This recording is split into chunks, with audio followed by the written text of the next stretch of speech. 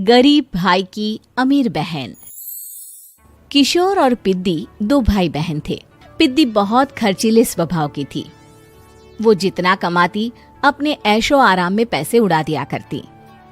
लेकिन किशोर समझदार था, घर को साथ लेकर चलना जानता था। अपनी बहन के जितना कमाता तो नहीं था, लेकिन फिर भी वो किसी तरह घर का खर्च चला लेता था। एक दिन पिद्दी किशोर से कहती है, किशोर, तुम थोड़ा ज्यादा क्यों नहीं कमाते?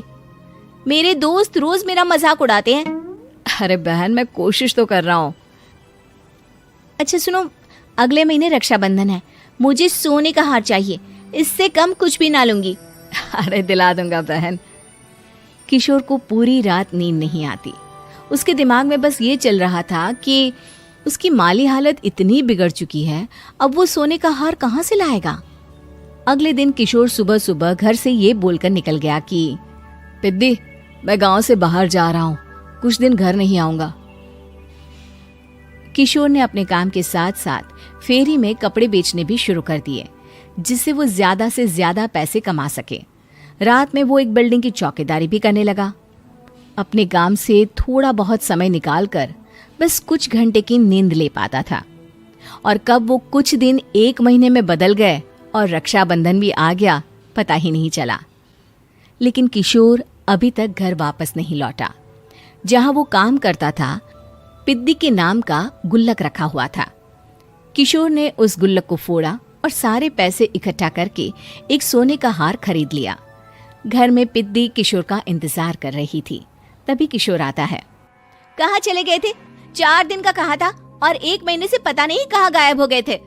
मैंने बस एक हार मांगा था और तुमने तो घर ही छोड़ दिया। अरे मुझे थोड़ा काम मिल गया था। कुछ नहीं, सब समझती हूँ, बहाने थे तुम्हारे। अपनी बहन के लिए इतना भी नहीं कर सकते, कैसे भाई हो? चलो यहाँ बैठो, राखी बांधती हूँ। पिद्दी ने किशोर को राखी बांधी। वैसे ही किशोर ने अपनी बहन के हाथ में सोने का हार रख दिया। उसकी खुशी का कोई ठिकाना नहीं था। वो मिठाई खिलाए बिना ही नेकलेस लेकर चली गई और शीशे के सामने अपने गले में हार रखकर देखने लगी। किशोर ने लड्डू उठाया और खुद ही खा लिया। ऐसे कई साल गुजर गए। एक दिन पिद्दी की नौकरी छूट गई। अब वो पूरी तरह किशोर पर डिपेंड हो गई थी। आए दिन किशोर को अपने महंगे महंगे शौक गिनाकर उससे पैसे मांगा करती थी। किशोर, कुछ पैसे देना, मुझे पार्लर जाना है। किशोर बिना कुछ बोले उसे पैसे दे देता। ये क्या, 500? अरे इतने में तो मुझे पार्लर में एंट्री मिलेगी बस।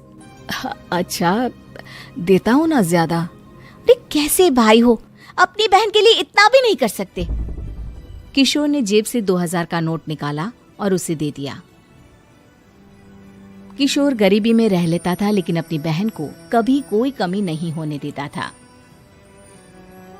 बेटा, पिद्दी तुम्हारी बहन है, उसे कभी किसी चीज की कमी मत होने देना और उसका ध्यान रखना, क्योंकि भाई का फर्ज होता है अपनी बहन का ध्यान रखना।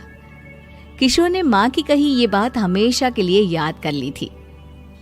शायद माँ की इसी बात की वजह से किशोर पिद्दी की हर जिद पूरी करता चला आ रहा था। किशोर, आज मैं अपने दोस्तों के साथ पार्टी करने जा रही हूँ, मुझे कुछ पैसे दो ना।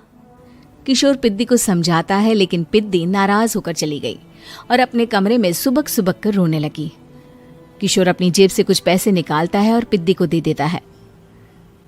किशोर खुद कभी अच्छे कपड़े नहीं पहनता, लेकिन पिद्दी को राजकुमारी की तरह रखता। पिद्दी के जाने के बाद किशोर अपने काम पर निकल गया। एक तरफ पिद्दी अपने दोस्तों के साथ मस्ती कर रही थी, तो वहीं दूसरी तरफ किशोर पैसे कमाने के लिए कड़ी मेहनत कर रहा था। कुछ और दिन ऐसे ही बीत गए। एक दिन पिद्दी एक लड़के को लेकर घर आई और उसे किशोर से मिलवाया। किशोर, मुझे इस लड़के से शादी करनी है, लेकिन इनके मम्मी पापा बोल रहे हैं कि उनको दहेज में एक कार चाहिए, तभी वो मेरा और पंकज का रिश्ता कबूल करेंगे। लेकिन बहन, कार खरीदना कोई सब्जी खरीदने के बराबर तो नहीं है। अरे कैसे भाई हो तुम, अपनी बहन के लिए इतना नहीं कर सकते? देखो, मैं ज्यादा इंतजार नहीं कर सकती, तुम्हें 1 साल में मेरे लिए कार खरीदनी ही होगी। अच्छा पंकज, एक काम करो, कल तुम अपने माता पिता को घर बुला लो, मैं उनसे तुम्हारे और पिद्दी के रिश्ते की बात कर लेता हूँ। अगले दिन किशोर के छोटे से घर में पंकज और उसके माता पिता आते हैं।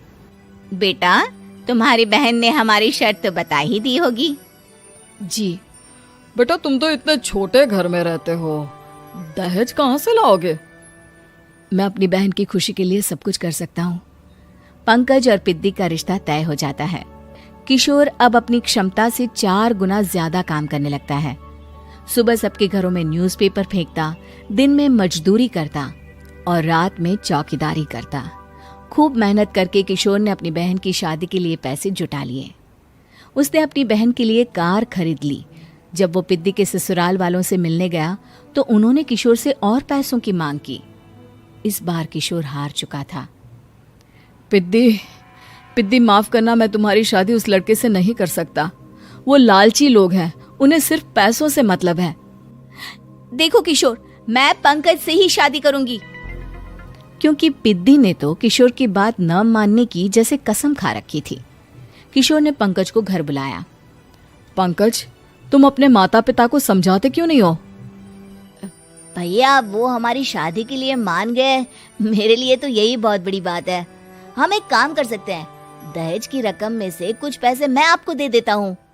अरे लेकिन समाज वाले क्या कहेंगे? अरे जब दुनिया को पता चलेगा तब ना। अच्छा, कुछ पैसे मैं अपने मालिक से कर्ज में ले लेता हूँ। कुछ पैसे पंकज देता है, कुछ वो कर्जा लेता है और अपनी उम्र भर की कमाई वो अपनी बहन की शादी में लगा देता है। आखिर में पंकज और पिद्दी की शादी हो जाती है। पिद्दी की विदाई के बाद किशोर बिल्कुल अकेला पड़ जाता है। अब उसका कमाने में भी मन नहीं लगता। उधारी वाले रोज घर में आकर बैठ जाते हैं।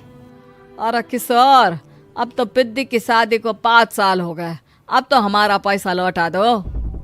चाचा, पिद्दी के जाने के बाद किसी भी काम में मन नहीं लगता। अरे तो हमारा पैसा कैसे वापस मिलेगा? जी, कुछ करता हूं मैं। किशोर के ऊपर बहुत सा कर्जा चढ़ गया था, इसलिए उसने तय किया कि वो ये घर बेचकर सबके पैसे लौटा देगा।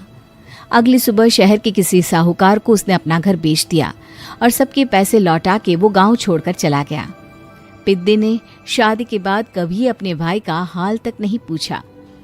किशोर को फर्क नहीं पड़ता था, बस ससुराल में उसकी बहन खुश है ये जानकर उसे खुद की खुशी मिलती थी और ये सोचकर कि उसने माँ से किया हुआ वादा पूरा कर दिया।